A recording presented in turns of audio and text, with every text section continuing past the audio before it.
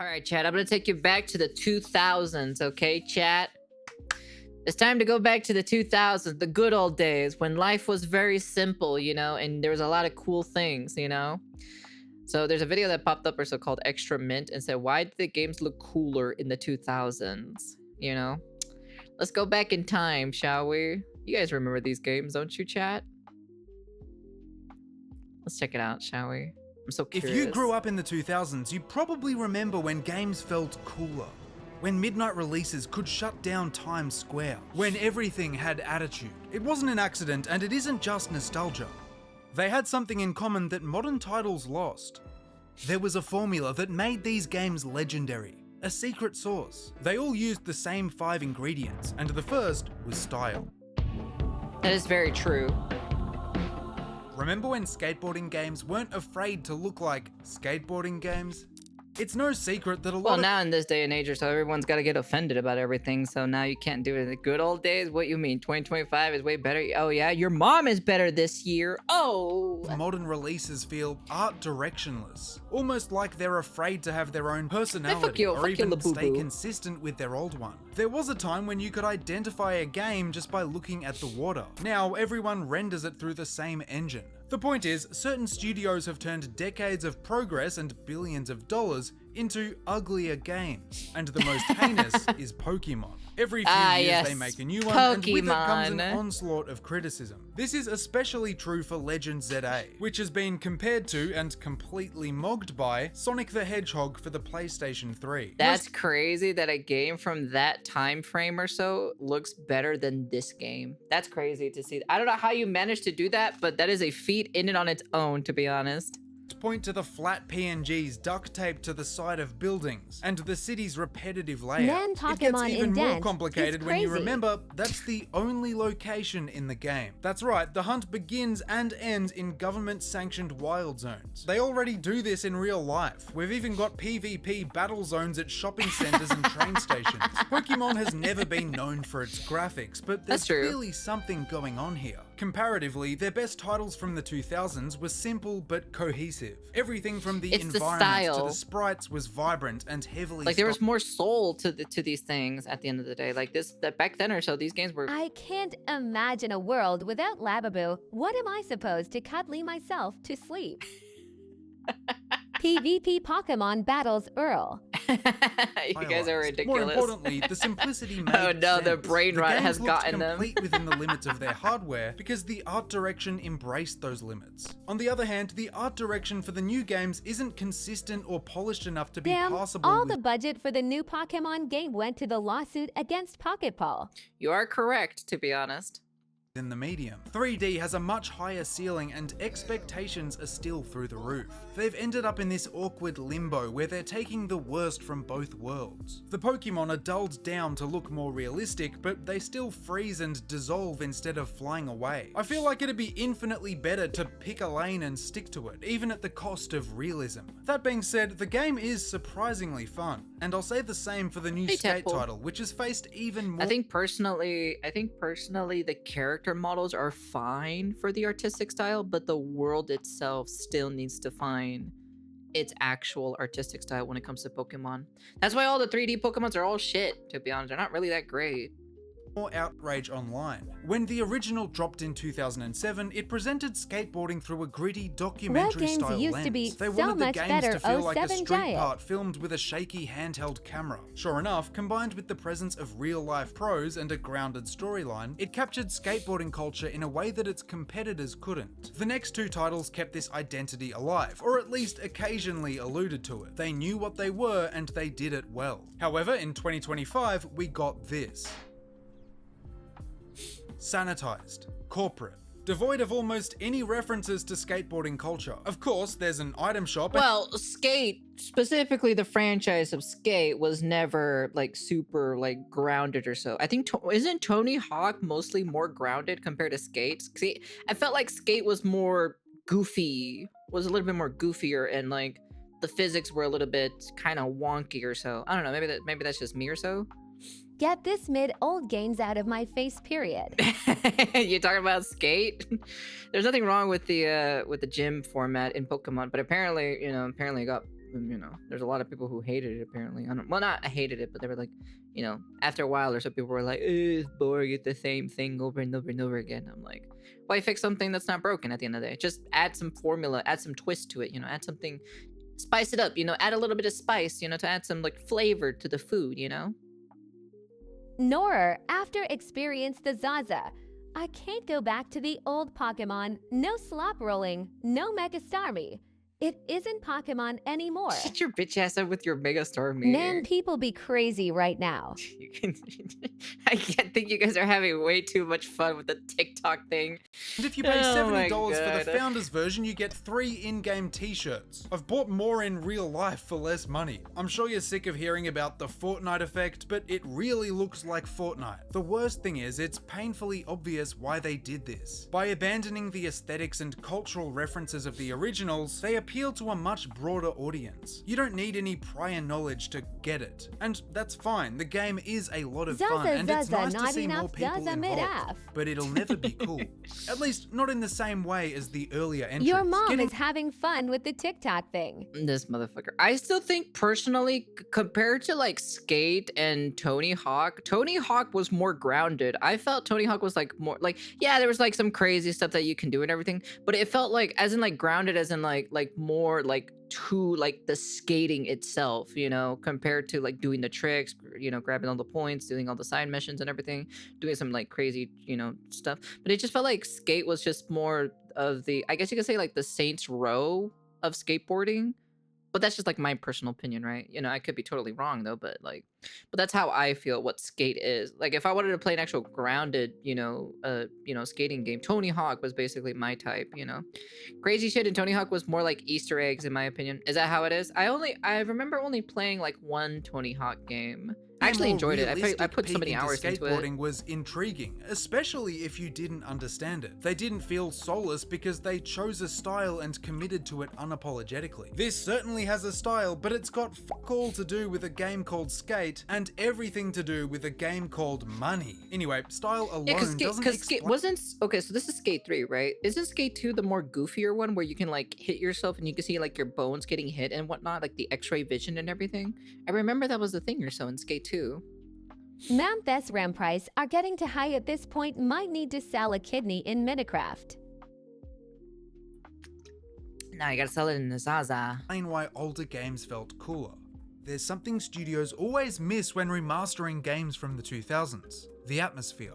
It's easily the most important ingredient, and I'll tell you why. For me, it all starts with the environments. In the 2000s, every second title had jungles and temples, tropical beaches, an obligatory snow map with penguins. It placed a focus on exploration and adventure, which was reflected in the heavy hitters at the time. Games like Tomb Raider, Halo, and Far Cry all had you trudging through dense tropical jungles and ruins. But it wasn't just the types of locations that made the atmosphere so strong. It was the variety. Believe it or not, Halo used to have more than one biome. In 3, you were taken through deserts, rainforests, alien ships overrun by the flood. By the end of the game, you really feel like you've gone on a journey, a great journey even. This might be a weird take, but despite its linear structure, it actually feels more open to me than an open world game. With Halo Infinite, you're free to explore everything, but if you just turn around, you'll realize you've already seen it. The scale is smaller. On the other hand, giving us snapshots of diverse biomes and environments makes it feel like we're simply getting glimpses into a much larger universe. The war doesn't just start and end when you log in, but where Halo made war feel endless, Call of Duty made it feel immediate. The earlier titles had an unmistakable atmosphere that left a permanent mark on gaming history. I don't care about how they fumbled it, I think that's pretty clear by now, but I do want to know how they built it to begin with. What made mere menu screens so iconic and missions so memorable? Well, man, the let's Black go back Ops to 1 2008. main menu World was at something. War releases as the 5th installment in the franchise. Again, it's set during World War II, only this time you're fighting through the Pacific Theater and Eastern Front. They just happen to be two of the most brutal and dehumanizing battlegrounds of the war. The game immediately reminds you of this, setting a tone that remains for the entire story. Yeah, we played this burn one. down villages, crawl through jungles, wake up in a pile of bodies being picked apart by crows. The atmosphere is dramatic and desperate, and the game fully commits to this. The tone isn't broken by colorful pop-ups, ads, or menus trying to funnel you into their battle royale mode. Like, this is the start screen. It tells you exactly what you're in for, and if you still don't get it, the music does the rest. It's not epic and well, because back then or so, guys were making this game and they were making it for guys, you know? That's why my older brother enjoyed these games, you know? And then I played them. Of course, I played them afterwards or so. Or he would like kind of like teach me or something like that, you know? But that's kind of like the gist of it, you know? I watched my older brother play it, you know? And I'll sometimes play it. Like I wasn't really that great at it, you know? He was a little bit more better than I was, but that's just kind of like it, though. Bleak and haunting. And that's before you translate it. This consistency is why many people credit World at War with the darkest atmosphere in the franchise. And it's exactly what the modern titles are missing. Atmosphere also comes from aesthetics though, and there's a few that define— Oh my god, Shadow the Hedgehog? Dude, I so badly want to play this game. This specific Shadow the Hedgehog game. I want to play it. It's so funny just to see him have a gun in his hand, you know? The era. If you played a lot of PS2 games, you likely remember Your mom's horror a nostalgia grunge. code. Coined by Evan Collins, the term describes a graphic design style that was popular from the late 90s to the early 2000s. Look at Siren, Postal, Fatal Frame, or even Resident Evil. They combined grungy elements and textures with rust orange highlights to create chaotic and disturbing visuals. Again, this was consistent across everything, from the cover art to the menu screens. At no point are you taken out of the experience. The aesthetic was cool because it was almost comically edgy. Things looked a little dirty, diseased. It wasn't trying to be subtle. Yeah. And neither was the Biohazard green aesthetic. Out of all the console giants in the 2000s, Xbox couldn't have picked a better color. The world was obsessed with this radioactive palette, and it's since become synonymous with the era. Mountain Dew, the Xbox loading screen, limited edition Halo console from 2002. You see this green obsession all over older brother core edits, where they show old tech, clothing, and energy drinks. I don't know why it was so popular, but as always, it probably had something to do with The Matrix. Its use of neon green to represent hacking and futuristic tech was emblematic of what the decade considered cool. Add a layer of glowing toxic sludge and things get even better. Overall, each aesthetic was turned up to 11. They were chaotic, grating. They contributed to the atmosphere of games by— I ain't gonna lie, some of the designs of these, some of these covers or so for these video games are pretty cool. I'm not gonna lie. Definitely the Siren one. The Siren one looks really cool. Looks like they actually used like actual people in their photos for the box art, giving each one a strong visual identity. And let's be real, this never stopped looking cool, and neither did this. But what happens when a game's atmosphere was built using techniques that don't exist anymore? What if that's the reason these games can never be replicated? We've seen this sort of phenomenon before. Probably the Many engine. older games look better on CRT monitors because they soften and blend the edges between pixels. There's a similar visual illusion happening here too, something you might not have noticed in some of your favorite games. We'll find out what's going on here right after a quick word from today's sponsor. This message is sponsored by Raycon. In 3 words— wow, you don't say. their Oh, that's essential open earbuds are lightweight, Oh comfortable, my and god, affordable. Their open ear Raycon. design delivers crystal clear sound and doesn't stop you from hearing what's going on around you. I use Anyways. YT Open. Anyway, all of the games I'm showing here are using the same graphical trick, or illusion. It's a method that practically vanished after the 2000s. If you haven't already guessed, the one thing they have in common is pre-rendered backgrounds. Each is handcrafted and overflowing with details, as if a painting were to come to life. But it wasn't purely an artistic choice. At the time, rendering such detailed environments in-game was out of the question. I mean, most FPS games were still hiding their low draw distance with fogs, so they had to get creative to show anything but pop-ins and polygons. The solution was a blend of isometric angles and pre-cooked shadows, allowing them to create depth and scale without destroying your PC. Someone sat down and drew or modeled every thatched roof and tree trunk in this scene. It's a level of detail that easily holds up today, and it didn't last for long. By the mid-2000s, real-time rendering had finally found its footing, and the AAA scene jumped ship the second it became redundant. If you're looking for modern games with backgrounds that look anything like this, you'll only really find them amongst indie developers. Games like Pillars of Eternity. Pre-rendered backgrounds are far from the worst fatality in the AAA space though. Lately, I've seen a wave of videos pointing out how age-old features are being quietly cut under our noses. Or worse, repackaged and marketed as new developments. Kind of like how split screen became a genre of game and not just the industry standard. My favorite bonus feature these days is basic optimization. In the 2000s, they had this down to a T. Ratchet & Clank was getting 60 FPS on the PlayStation 2. That's double what Pokemon was getting 2 decades later. That's a factor. So it's crazy how the older games, they had like this weird wizard magic or so that they managed to make these games run super well optimized compared to the newer games. It's crazy. It's great. Well, I know the reason why, but I'm just saying, you know, it's still crazy though. Yes, it's open world and almost looks better, but when you can't hit such basic benchmarks, perhaps it's time to look back and take notes. Maybe lean into the dark arts they used to use to pull it off. Get some fog in there if you have to. Or better yet, focus on crafting smaller, denser environments, not empty pixelated expanses. Looking closer at gameplay is even more confusing. It's like as long as the graphics are marginally better, nothing else matters. Problem is, this quest to make games look as realistic as possible is at the cost of features that make them feel alive. Like dynamic destruction. When was the last time you crashed a car and the hood crumpled up or the bumper went flying? It's insane to me that this level of detail is just as novel today. I think for the Burnout Paradise, I think there was a reason why. I could be wrong, but I remember hearing that they didn't want their precious cars getting like fucking massacred in these video games. I think that's the reason why. I think that's one of the reasons they didn't want, like, because they didn't want any of their cars to look like completely like a burnt turd basically. And that's one. I'm not too sure. That is what I heard it. I just don't remember where I heard it from, but that was like literally one of the reasons why the Burnout Paradise, or just specifically like the super like in-depth crashing of the cars, why it like kind of like disappeared.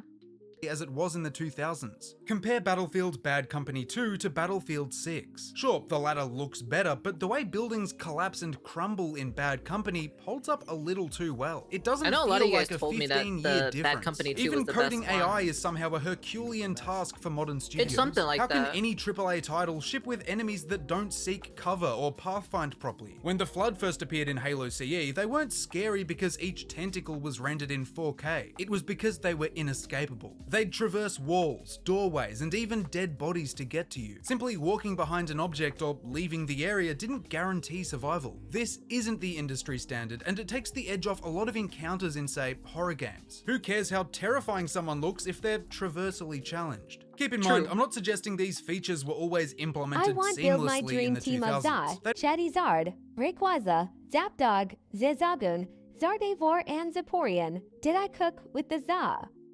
Shut your bitch ass up. It isn't the point. The point is, they were there. They were ambitious. The industry felt more exciting because every year we got new mechanics, ideas, possibilities. Our only mistake was thinking they'd stick around.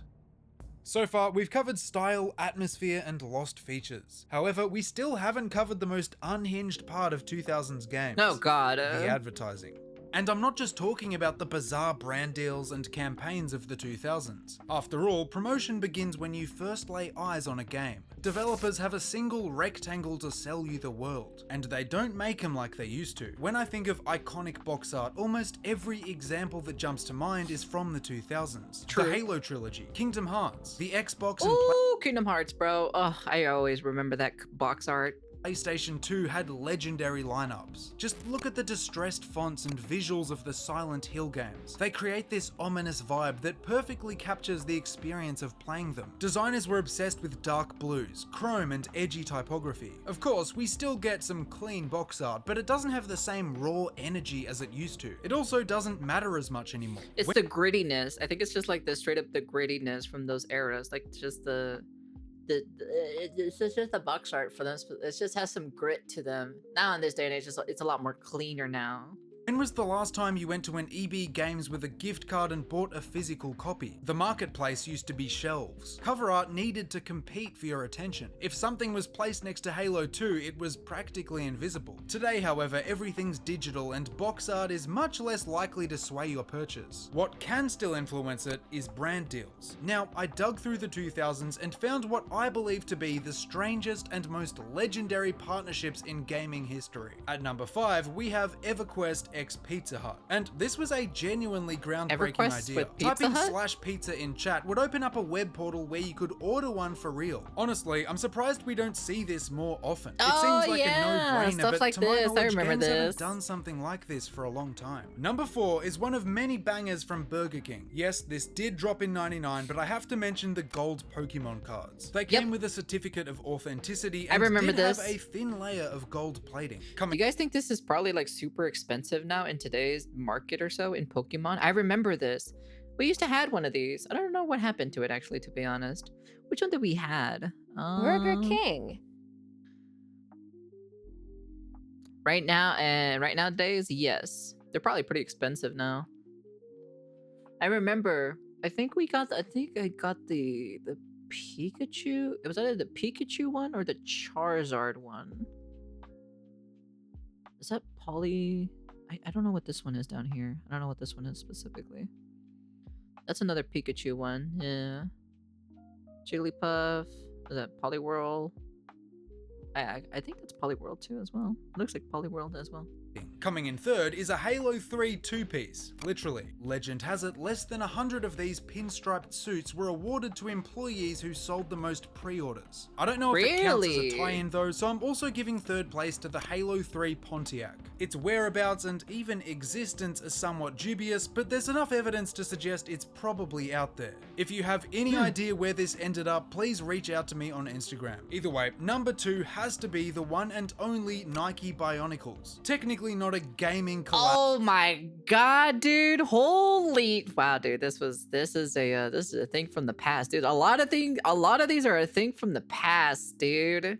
But there were Bionicle games at the time, so it's here anyway. While there are a couple floating around on eBay, I can almost guarantee they Jesus fucking holy shit! That shit is expensive. Disintegrate after minutes of wear.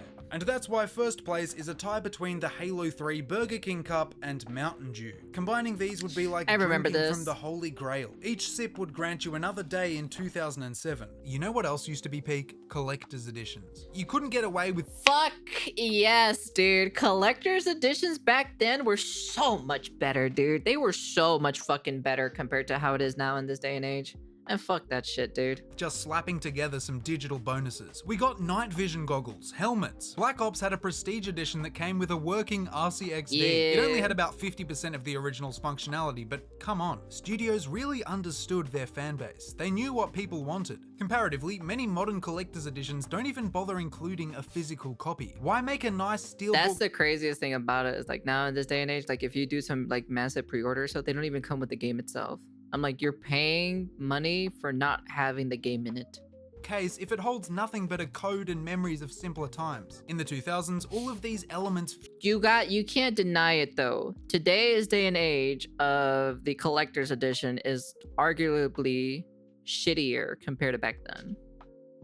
Fused together to create the perfect blend Collecting of marketing Genki card herbs and is spices. better. The ads, Collecting your mom is collaborations, better. Collector's editions. Their targeted and chaotic energy helped make game launches feel like events. You don't have to believe me, just go check out what midnight releases used to look like. The only game I could see Dude, getting midnight close releases is were GTA something, 6. man.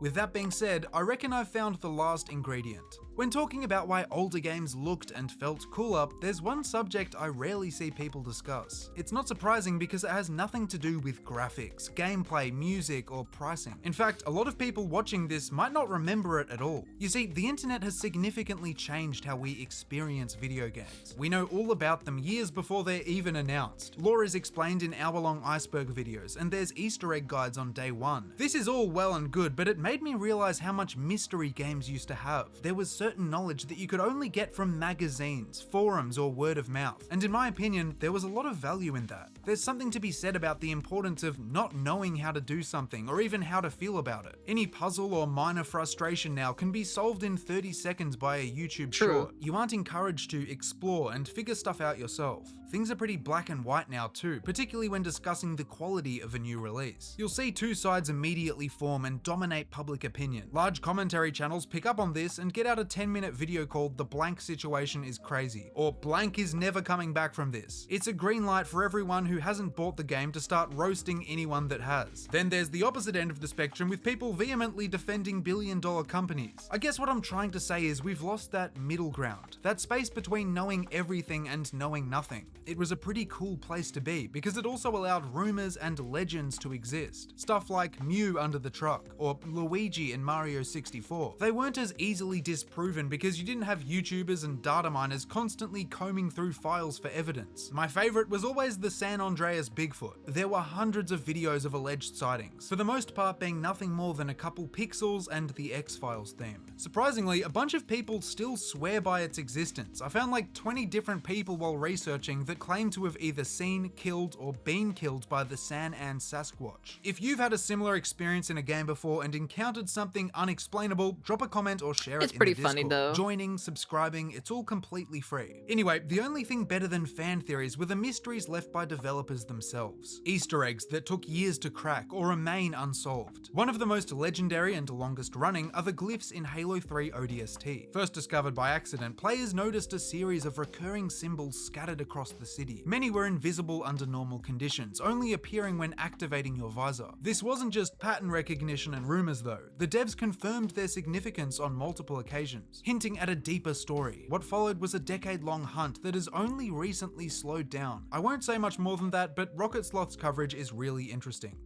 Whatever the case, it's clear that gaming has changed a lot over the past few decades, and even the past few years. I do get the sense that things have plateaued, and I think the industry knows this too. Look at how many studios are surviving off nostalgia alone. With 7 Black Ops titles, Call of Duty is almost as bad as EA Sports. Halo is looking at yet another remaster of their first game. Honestly, making the same thing 3 times might just be their most groundbreaking contribution to modern gaming. That is, if you forget about Pokemon. In fairness, there's a lot the industry could take from the past. They could spice up the advertising, commit more to their identity and atmosphere. This doesn't mean endlessly remaking the same games. It means understanding what made them work and bringing that same passion and energy to new releases. To me, it's pretty clear what made 2000s gaming legendary. Developers used hardware limitations to their advantage, investing time into crafting unique art styles and atmosphere. Advertising and aesthetics were actually targeted towards the people that played the games. And when you really tear it down to its finest parts, that's exactly why games looked cooler